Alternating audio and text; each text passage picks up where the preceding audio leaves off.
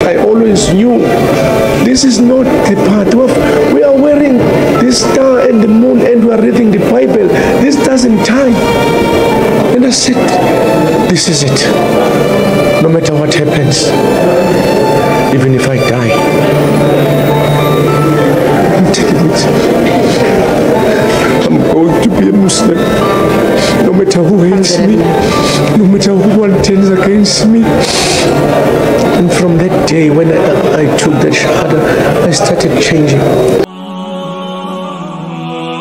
Assalamualaikum warahmatullahi wabarakatuh. Apa kabarnya sahabat Cahaya Iman? Semoga selalu dalam keadaan sehat, dalam lindungan Allah Subhanahu wa Ta'ala, dan dilancarkan rezekinya. Selamat datang kembali di channel yang senantiasa menyajikan informasi seputar Islam dari seluruh dunia. Hari ini kita akan membawakan kisah luar biasa dari Afrika Selatan tentang seorang mantan pendeta yang bukan hanya seorang pemimpin agama yang dihormati, tetapi juga menjadi saksi mukjizat hidayah Allah. Dia adalah Ibrahim Richman, seorang mantan pemimpin gereja yang setelah 15 tahun mengabdikan diri menemukan kebenaran Islam melalui sebuah mimpi. Tak hanya masuk Islam sendiri, ribuan jamaah gerejanya juga mengikuti jejaknya untuk masuk Islam. Kisahnya semakin menakjubkan karena ia diundang langsung oleh Raja Salman untuk menunaikan ibadah haji, sebuah perjalanan spiritual yang mengubah segalanya. Mari kita simak kisahnya yang penuh hikmah berikut ini. Sebelum lanjut, pastikan kamu sudah subscribe channel Cahaya Iman dan menyalakan lonceng notifikasinya untuk mendapatkan informasi seputar Islam dari seluruh dunia.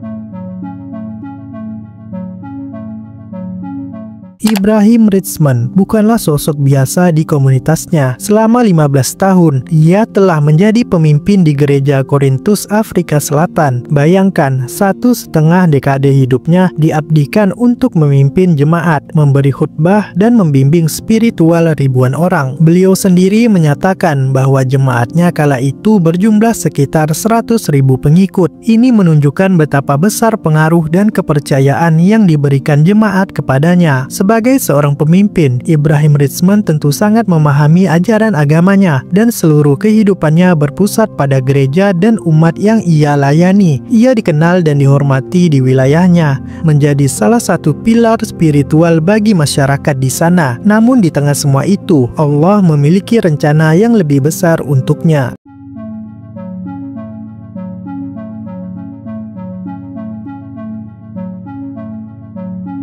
Titik balik dalam kehidupan Ibrahim Richman menuju Islam sebenarnya sangatlah unik dan berbeda dari kisah mu'alaf lainnya. Titik balik itu datang melalui serangkaian mimpi yang luar biasa. Ia menceritakan bahwa suatu malam saat ia tidur, sebuah suara mulai berbicara kepadanya. Suara itu berulang kali memerintahkannya, beritahu orang-orangmu untuk mengenakan gamis putih. Ia berpikir, apa maksudnya gamis putih itu? Bukankah itu pakaian muslim? Awalnya ia mengungkapkan hanya sebagai mimpi biasa dan mengabaikannya. Namun suara itu datang lagi dan lagi, hingga pada kali terakhir suara itu menjadi lebih tegas dan mendesak. Sekarang beritahu orang-orangmu. Ibrahim Richman menyadari bahwa ini bukan mimpi biasa karena ada satu hal lagi. Ketika ia bangun setelah mimpi itu, ia melihat sebuah video Ka'bah di ponselnya dan menangis tanpa tahu alasannya. Ia semakin yakin ini adalah petunjuk ilahi. Ia juga mengingat ada lambang bintang dan bulan sabit serta tulisan Arab dalam mimpinya yang meskipun ia belum mengerti, kini semua petunjuk ini mulai menyatu. Sekarang ia paham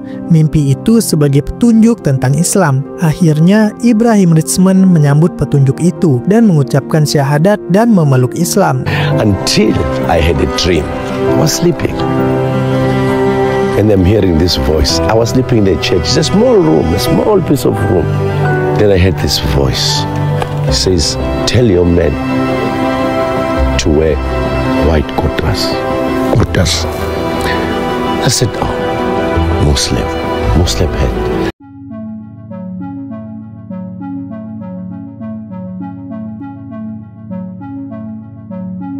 Nah, mimpinya tadi juga menyuruhnya untuk memberitahu jamaahnya. Maka dari itu, dengan keberanian yang luar biasa, Ibrahim Ritzman mendatangi jemaatnya. Ia menceritakan mimpinya dan menyampaikan perintah untuk mengenakan gamis putih. Disinilah mukjizat kembali terjadi. Ia terkejut namun bersyukur bahwa seluruh jemaatnya menerima perkataannya dengan mudah. Pada pertemuan berikutnya, semua orang datang dengan mengenakan gamis putih. Mereka mendukung apa yang ia katakan. Ia bahkan menyebutkan 1000 suara itu mengucapkan syahadat bersamaku. Ia, ribuan jamaah gerejanya juga masuk Islam mengikuti Ibrahim Ritzman. Ini menunjukkan bahwa ketika seorang pemimpin berani mengambil langkah menuju kebenaran, pengikutnya dapat merasakan kejujuran dan ketulusan, lalu mengikutinya. Ini menggambarkan betapa besar pengaruh dan betapa kuatnya hidayah Allah Subhanahu wa Ta'ala yang diberikan, tidak hanya kepadanya, tetapi juga kepada komunitasnya. Mereka merasakan bahwa kebenaran itu ada dalam apa yang disampaikan Ibrahim Ritzman.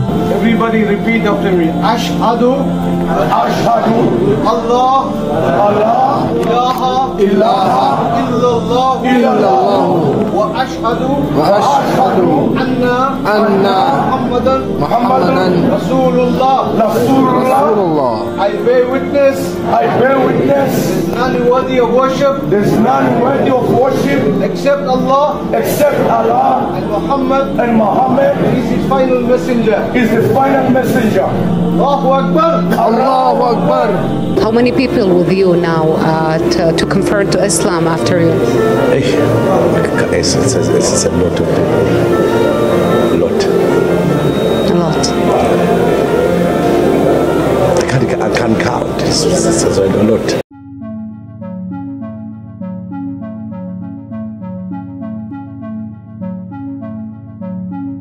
Setelah memeluk Islam, perjalanan spiritual Ibrahim Ritzman berlanjut. Ia tidak pernah menyangka akan mendapatkan kehormatan besar. Awalnya, ketika ia bertemu dengan beberapa muslim dan mereka memberitahunya akan pergi haji, ia terkejut. Ia berpikir, tidak mungkin saya bisa pergi haji. Namun keajaiban kembali terjadi. Ia menerima undangan langsung dari Raja Salman bin Abdul Aziz Al Saud, penjaga 2 kota suci, untuk menunaikan ibadah haji. Ini adalah sebuah anugerah yang luar biasa, kesempatan yang diimpikan oleh setiap muslim. Di tanah suci, Ibrahim Ritzman merasakan kedamaian dan kebahagiaan yang tak terlukiskan. Ia menyebutkan pengalamannya di Jabal Nur atau Gunung Cahaya, tempat Nabi Muhammad SAW menerima wahyu pertama kali di Gua Hira. Ia mengatakan, ini adalah gunung cahaya. Dari gunung inilah cahaya Islam dimulai. Ia juga mengungkapkan kebahagiaan bisa menyentuh tanah suci itu untuk pertama kalinya.